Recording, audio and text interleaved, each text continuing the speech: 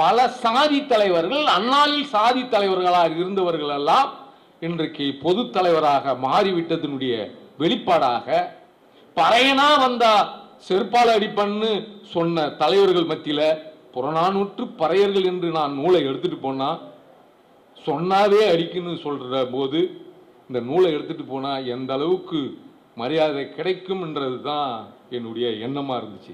ஆனா உண்மையிலேயே அந்த கட்சியில் கூட அருமை சகோதரர் தோழர் சிந்தனை செல்வன் போன்றவர்கள் எல்லாம் இந்த நிகழ்வுக்கு வருவதாகத்தான் இருந்தது. இவங்க தான் என்னமோ புதுசா பகுத்தறிவை கண்டுபிடிச்சது மாதிரி கோயிலுக்கு போனா நீ சங்கி என்ன எங்கயா கண்டுபிடிச்சிங்க இதெல்லாம்? போலனா என்ன நடக்கும், என்ன எதை சொல்ல வரா அப்படின்னா, நீங்கள் போகவில்லை என்றால் உங்களுடைய வரலாறு அங்கு அழிக்கப்படும். உங்களுடைய வரலாறை அழிப்பதற்குத்தான் அவன் முயற்சி செய்கிறான். தொடர்ச்சியாக கோயிலுக்கு போக வேண்டாம். இஸ்லாமி நம்ம எல்லாம் சொன்னாங்க. அன்பு தம்பி பாரிசாலன் உட்பட நிறைய பேர் சிவன் பறையன், அவன் நாத பறையன், மாணிக்க வாசகரே ஏற்றுக்கொண்டார்னு இங்க பதிவு செய்திருக்கு. நான் கேட்கிறேன், இங்கு புத்தம் செய்ததை விட புத்தம் என்ன செய்திருக்குன்னு நினைக்கிறீங்க? புத்தம் ஒண்ணுமே செய்யலுங்க. திராவிடம் நீங்க உள்ள வச்சீங்கன்னா, தலித்தியத்தை உள்ள கொண்டு வந்தீங்கன்னா, நமக்கு சம்பந்தம் இல்லாதவர்களை உள்ள கூட்டு வந்தீங்கன்னா உங்களை சேர விடாத பார்ப்பான். தமிழர் சேர்ந்து விட்டால் தமிழர் ஆட்சிக்கு வந்து விடுவார்கள். அதுதான இலக்கு, அதுதான அவங்களுடைய வரக்கூடாதுன்றதுனால ஒரு சிறுபான்மையினர் 10,000 ஓட்டே இல்லாதவர்கள் ஆட்சி முதல்வராக ஆக முடியுது. 1 கோடி இந்து பறையர்கள் நியூஸ் டேல உண்மையிலே ஒரு செய்தி சொன்னாங்க, நூல் வெட்டிட்ட பிறகு. இந்த 1 கோடி பறையர்கள், இந்து பறையர்கள் வாழ்கின்ற இந்த வரலாற்றை இங்க அனைத்து இந்திய அண்ணா திராவிடர் முன்னேற்ற கழகத்தினுடைய பொதுச்செயலாளர்கிட்ட கொடுத்து ஆவணப்படுத்தி இருக்கிறோம்னு ஒரு செய்தி. அது உண்மையிலேயே அது 1 கோடி பேர் இருக்கிறோம். எனக்கு ஆட்சி அதிகாரத்தில் என்ன பங்கு இருக்கு? நீ ஏன் கூனி குறுகிற? நம்ம தான் அன்பு சகோதரர் பாரிசாலன் சொன்ன மாதிரி மேலாடை அணிந்து வந்திருக்கிறோம், செருப்பு போட்டு வந்திருக்கிறோம். பார்த்தீங்களா, செருப்பு போட்டு வந்திருக்கிறோம். இங்கே நான் தான் அதை போட விட்டேன், அதை நான் தான் கற்றுக் கொடுத்தேன், கோட்டு நான் தான் போட கற்றுக் கொடுத்தேன். நீ பிறக்கிறதுக்கு முன்னாடியே இந்த மண்ணில் தமிழர்கள் கோட்டு சூட்டோடு தான் வாழ்ந்தார்கள், பெரிய முண்டாசு கட்டியிருந்தார்கள், தங்கத்தில் திளைத்திருந்தார்கள், வெற்றி வாகை சூடினார்கள். இவர்கள் எல்லாம் பேசுவதில் இருந்து பறையர் இல்லை. மோளம் அடிக்கிறதுனால இவன் வந்தான் பறையன், பறை இசைப்பதனால்.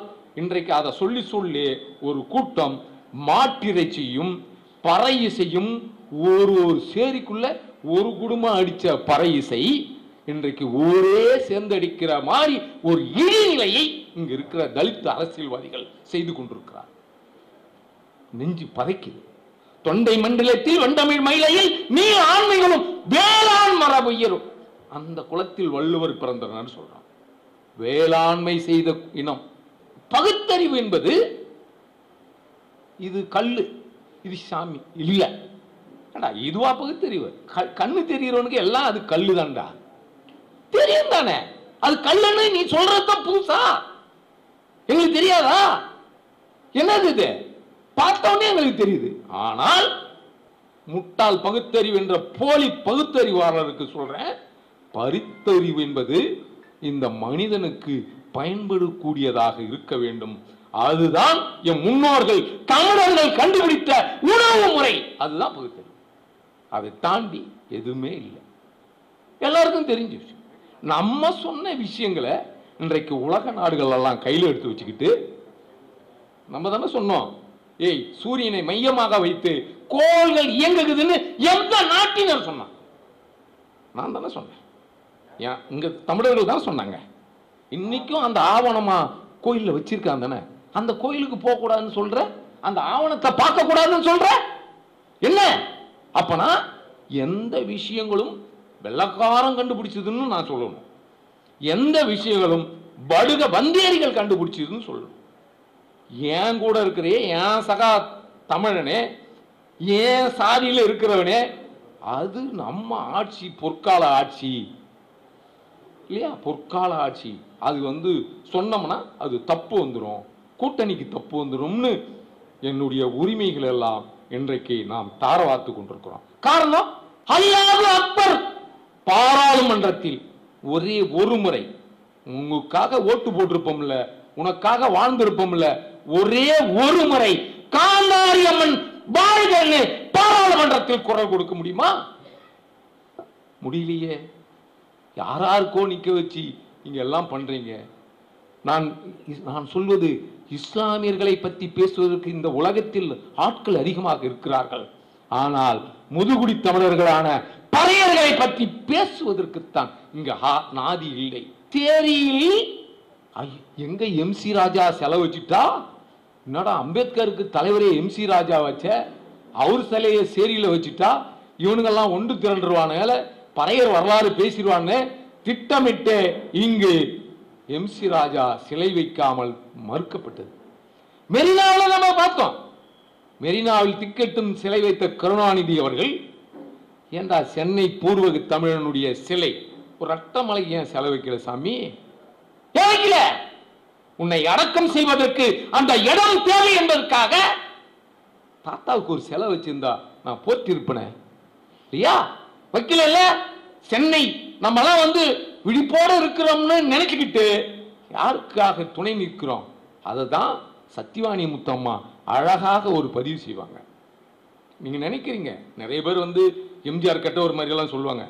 சத்தியவாணி முத்தியம்மனுடைய வாழ்க்கை போராட்டம் என்ற நூலில் இன்றைக்கு அம்பேத்கர் பெயரில் கல்லூரி வந்திருக்கிறது என்று சொன்னால் அதற்கு எம்ஜிஆர் தான் காரணம், அவர் தான் பணம் கொடுத்தார்னு எடுத்துக்காங்க.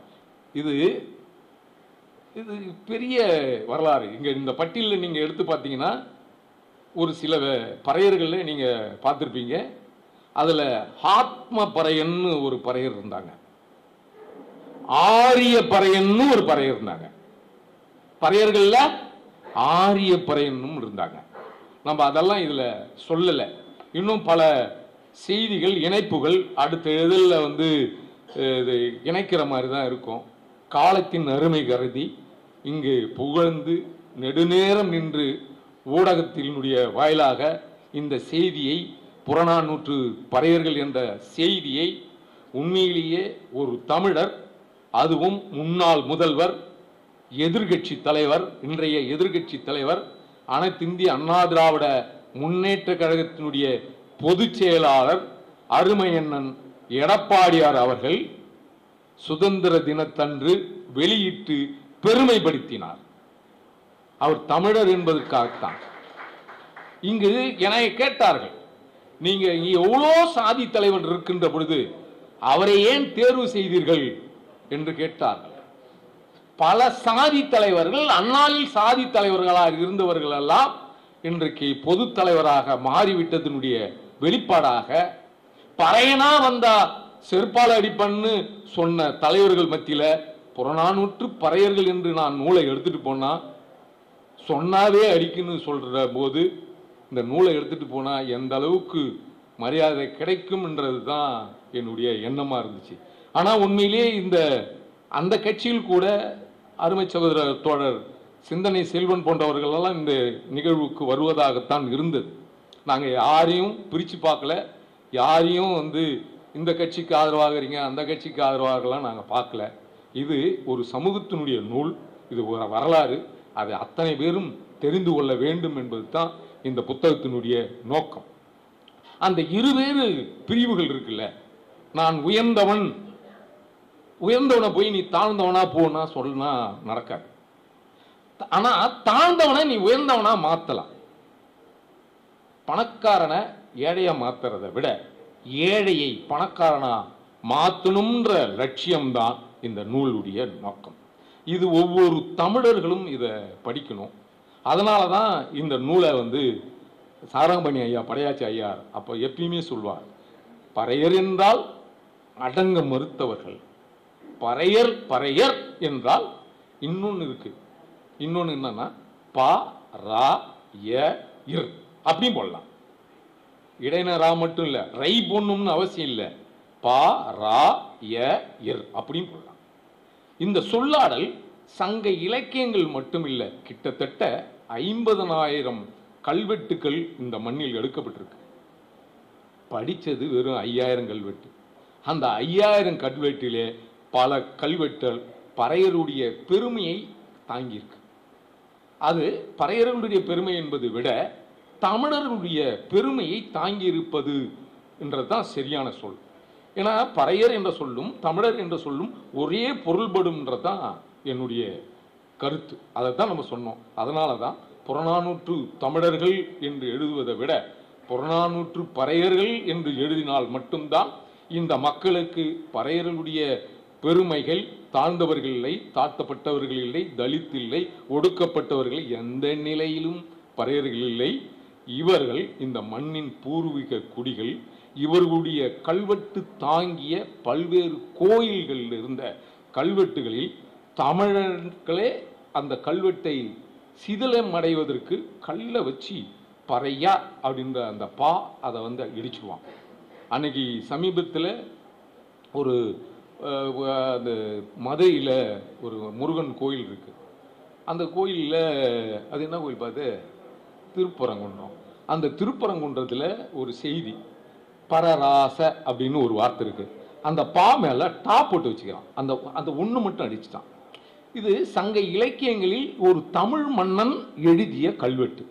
நீங்கள் தமிழ் உணர்வாளர்கள் இது வேற யாரும் பண்ணலை.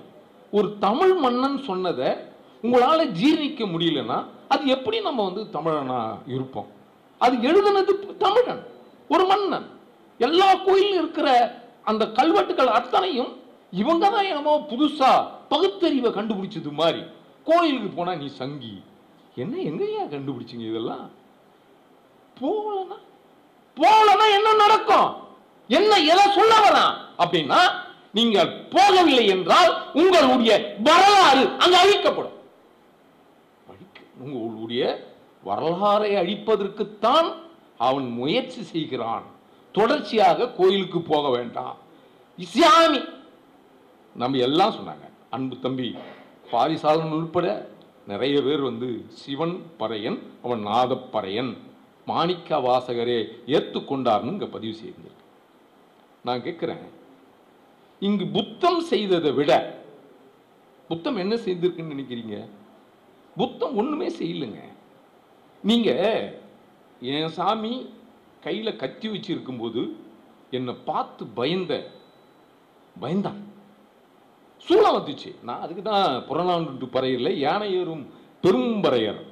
அது அன்னைக்கு ஏகாத்தம்மன் கோயிலில் பறையர்கள் இங்கே சென்னையில் ஒரு பறையன் யானை மேலே உட்காந்துக்கிட்டு ஏகாத்தம்மனுக்கு தாலி கட்டினதா வரலாறு இருக்கு. அந்த கையில் இரும்பு கட்டி பறையர்கள்னு தமிழ் சமூகத்தில் சொல்லுவாங்க. இப்போ எப்படி இந்த தங்கலான் படம் வந்தோடனே அரிப்பறையர் பேர் வந்துச்சோ, அதுபோல கட்டிப்பறையர்கள் தான் இரும்பை கண்டுபிடித்தவர்கள். அப்படித்தான் எல்லாமே தமிழர்கள். நாம் இன்னைக்கு சாதியா நம்ம பிரிஞ்சு இருக்கிறோமே தவிர இது ஒன்று சேரும். இன்னைக்கு சேர்ந்துச்சு இல்லை, இன்றைக்கு சேர்ந்துச்சு இல்லை.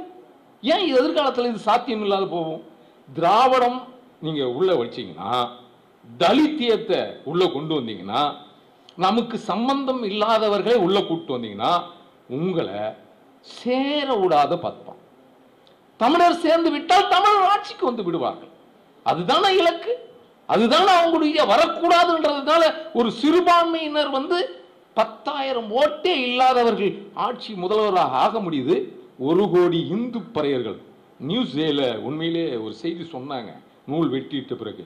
இந்த 1 கோடி பறையர்கள் இந்து பறையர்கள் வாழ்கின்ற இந்த வரலாற்றை இங்க அனைத்து இந்திய அண்ணா திராவிடர் முன்னேற்ற கழகத்தினுடைய பொதுச்செயலாளர்கிட்ட கொடுத்து ஆவணப்படுத்தி இருக்கிறோம்னு ஒரு செய்தி. அது உண்மையிலேயே அது 1 கோடி பேர் இருக்கிறோம். எனக்கு ஆட்சி அதிகாரத்தில் என்ன பங்கு இருக்கு? நீ ஏன் கூனி குறுகிற இல்லையா? இந்திய முழுக்க நீங்க குமரி கண்டத்தில் நீங்க வரலாறு தொடங்கினீங்கன்னா உண்மையிலே எத்தனையோ கோயில்கள் தீலம் அடைவதற்கு கண்டும் காணாத போனதுக்கு காரணம் பறையர்களுடைய பேர் அந்த கல்வெட்டில் இருந்து தாங்க. இன்றைக்கு கூட நெல்லையப்பர் கோயிலில் ஒரு கல்வெட்டு இருக்கு. அதுல சுந்தர பாண்டிய பறையன் இருக்கு. இப்ப இருக்கு, நாளைக்கு இருக்குமா இருக்காதோ தெரியாது, எனக்கு தெரியாது. நாளைக்கு இருக்காது. ஏன்னா அங்க தேவேந்திர பறையன் அன்னைக்கு நான் மதுரை சிவகங்கையில போய் காளையார் கோயில் உள்ள போய் அதை நான் பார்க்குறேன். அந்த பூசாரிக்கிட்ட, ஐயா இங்க ஒரு கல்வெட்டு இருந்துச்சு அப்படின்னு நம்ம கேட்டோம்னா அந்த அந்த அர்ச்சகர் சொன்ன பதில், கல்வெட்டு மறைஞ்சு போச்சுன்னு சொல்றான். அப்பட்டமா போய் ஏண்டா கல்லுல மறையக்கூடாதுன்றதான தமிழ் மன்னன் கல்லில் அடித்தான்றதே அதுதானே அடிச்சான். மறைஞ்சிடக்கூடாதுன்றதுனால கல்லில் அடிச்சான். எதிர்கால சந்ததியினர்கள் நாம் எப்படி வாழ்ந்தோம் என்று தெரியணும்ன்றது தானே. உண்மையிலேயே பாருங்க, நம்ம தான் அன்பு சகோதரர் பாரிசாலன் சொன்ன மாதிரி மேலாடை அணிந்திருந்திருக்கிறோம், செருப்பு போட்டு வந்திருக்கிறோம். பார்த்தீங்களா, செருப்பு போட்டு வந்திருக்கிறோம். இங்கே வந்து நான் தான் அதை போட விட்டேன், அதை நான் தான் கற்றுக் கொடுத்தேன், கோட்டு நான் தான் போட கற்றுக் கொடுத்தேன். நீ பிறக்கிறதுக்கு முன்னாடியே இந்த மண்ணில் தமிழர்கள் கோட்டு சூட்டோடு தான் வாழ்ந்தார்கள்.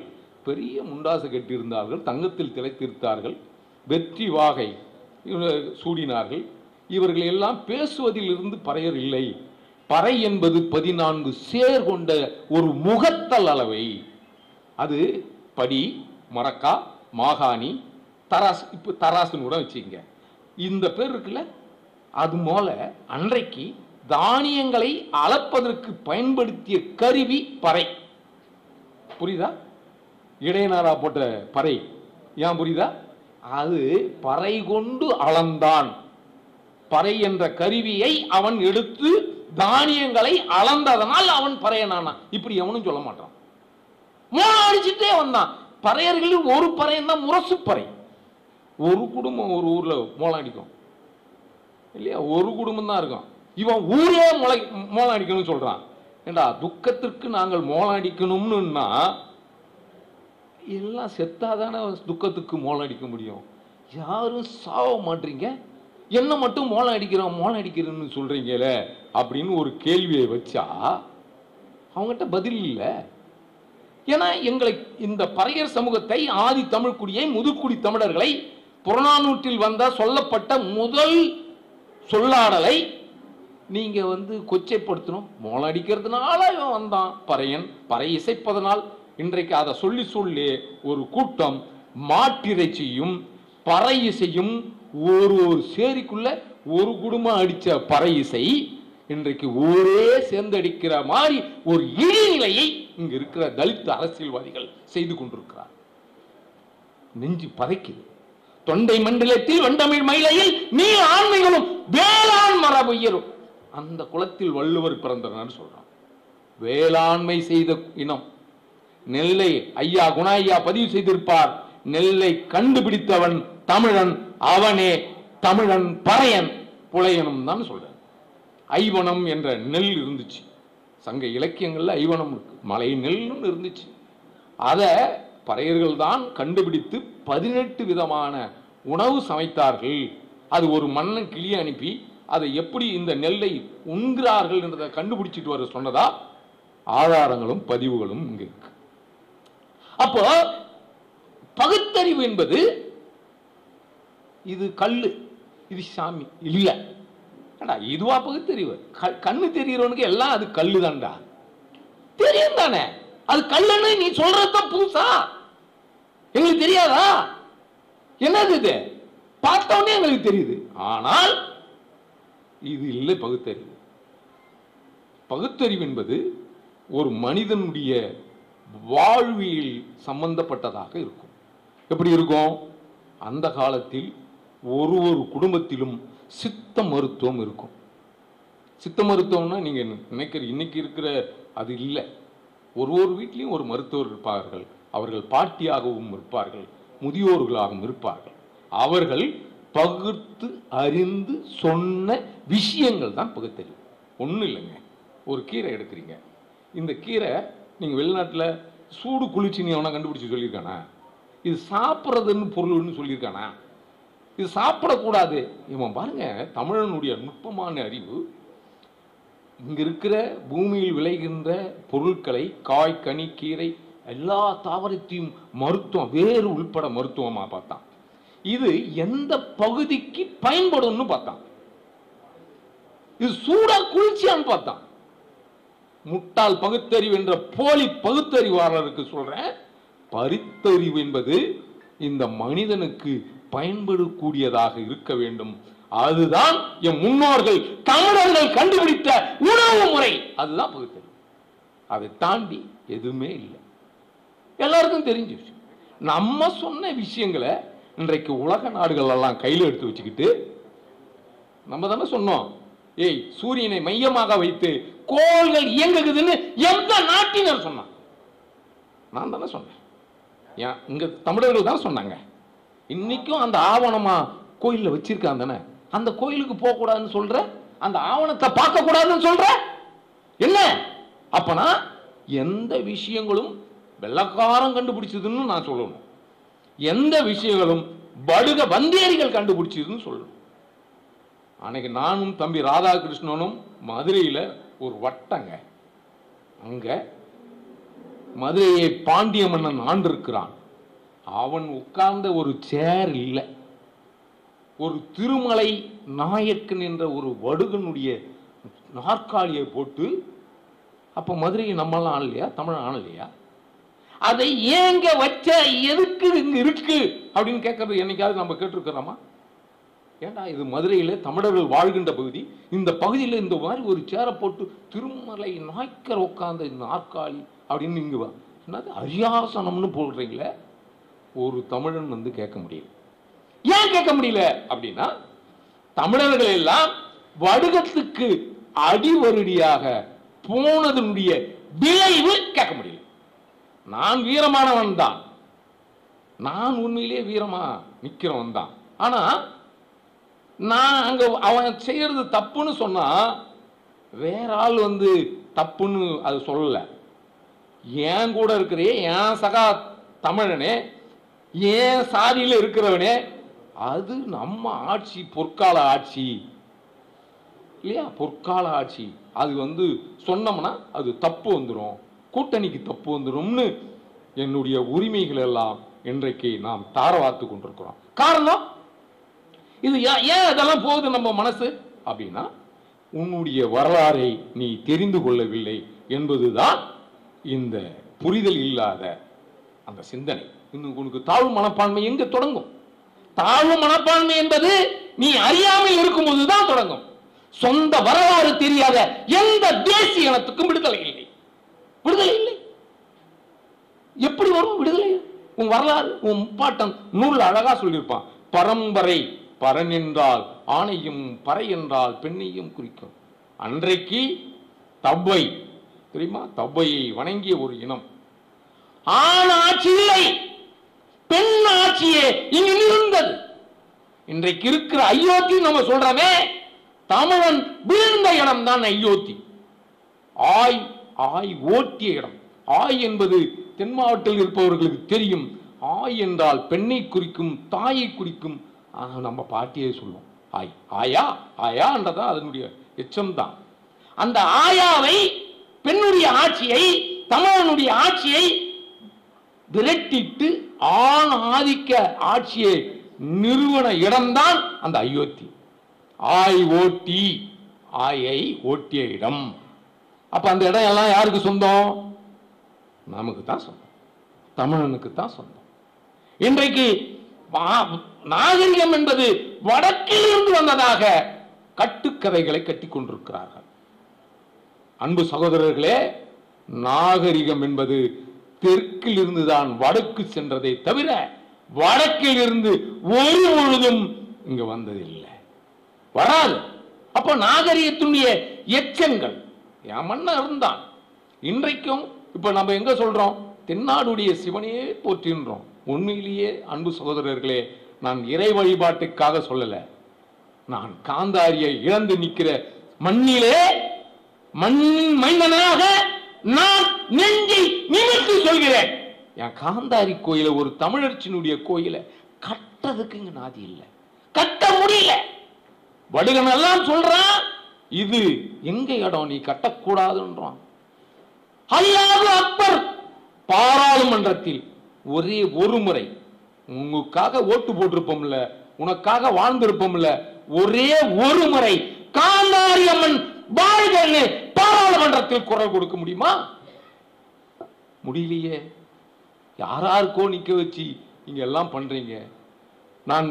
நான் சொல்வது, இஸ்லாமியர்களை பற்றி பேசுவதற்கு இந்த உலகத்தில் ஆட்கள் அதிகமாக இருக்கிறார்கள். ஆனால் முதுகுடி தமிழர்களான பறையர்களை பற்றி பேசுவதற்குத்தான் இங்க நாதி இல்லை. என்னை பத்தி தானே பேசணும். ஏயா எத்தனை 534 பாராளுமன்ற உறுப்பினர்கள் இருக்கிறார்கள். ஒருத்தவங்க கூடமா இஸ்லாமியர் இல்லை. அல்லாஹு அக்பர்னு சொல்வதற்கு ஒரு ஆள் கூடமா இல்லை.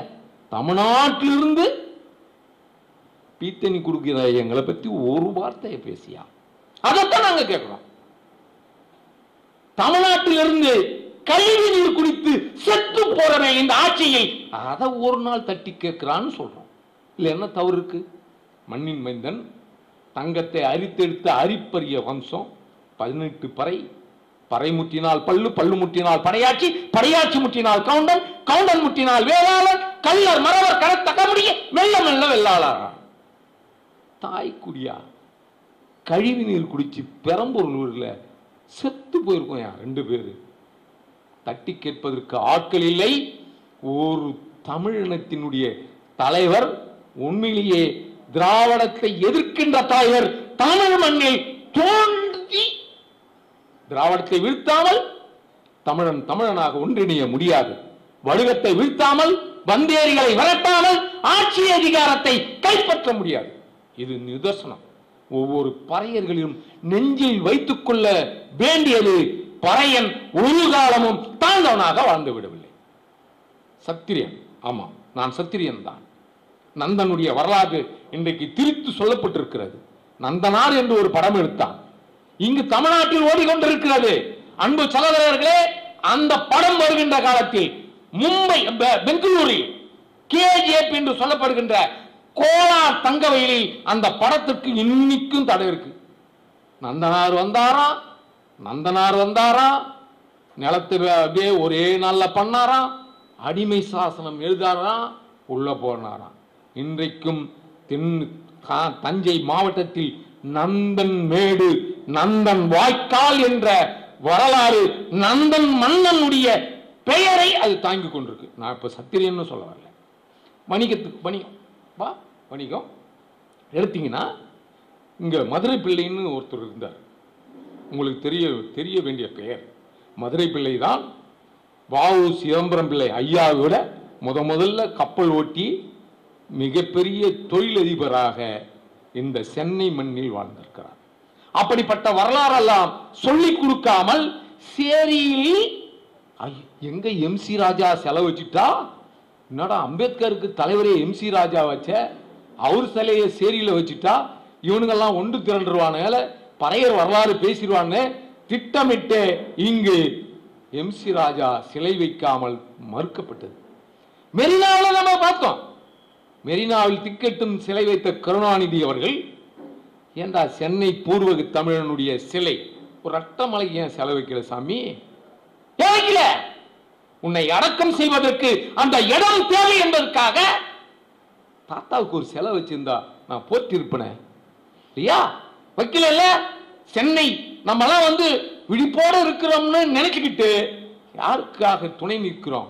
அதுதான் சத்தியவாணி முத்தம்மா அழகாக ஒரு பதிவு செய்வாங்க. நீங்க நினைக்கிறீங்க நிறைய பேர் எம்ஜிஆர் கட்ட ஒரு மாதிரி எல்லாம் சொல்லுவாங்க. சத்தியவாணி முத்தியம்மனுடைய வாழ்க்கை போராட்டம் என்ற நூலில் இன்றைக்கு அம்பேத்கர் பெயரில் கல்லூரி வந்திருக்கிறது என்று சொன்னால் அதற்கு எம்ஜிஆர் தான் காரணம், அவர் தான் பணம் கொடுத்தார்னு எடுத்துக்காங்க. நான் சொல்லல உறவுகளே, அந்த அம்மா அதனுடைய வாழ்க்கை போராட்டத்தில் பயன் பெற்றிருக்காங்க. அதே போல இன்னைக்கு சுதந்திர தினம் கொண்டாடுறான். சுதந்திர கொடி யாருடைய துணியில் போட்ட தெரியுமா? தில்லையாடி வள்ளியம்மை என்கின்ற பறச்சி துணியில தான் சுதந்திர கொடியை உருவாச்சியா. இன்றைக்கு சுதந்திர கொடி ஏத்துறான காந்தி உயிர் காப்பாற்றிய தில்லையாடி வள்ளியம்மையுடைய படத்தை வைக்கணும்ல, காங்கிரஸ் கமிட்டியில் வச்சிருக்கணும்ல. சுதந்திர கொடி ஏத்துறாங்கள, முதல்வர் ஏத்துறாரு. ஏன் காந்தியை காப்பாத்தி தென்னாப்பிரிக்காவில் 17 வயது சிறுமி நெஞ்சில் குண்டு வாங்கி செத்து உங்களுடைய மகாத்மாவை காப்பாற்றிருக்கிறாள். எப்படிப்பட்ட தியாகம்! ஒரு ஆள் அந்த அம்மாவை கொண்டாடதே இல்லை. தேசிய கொடி உருவாவதற்கு காரணம் அந்த அம்மா துணி.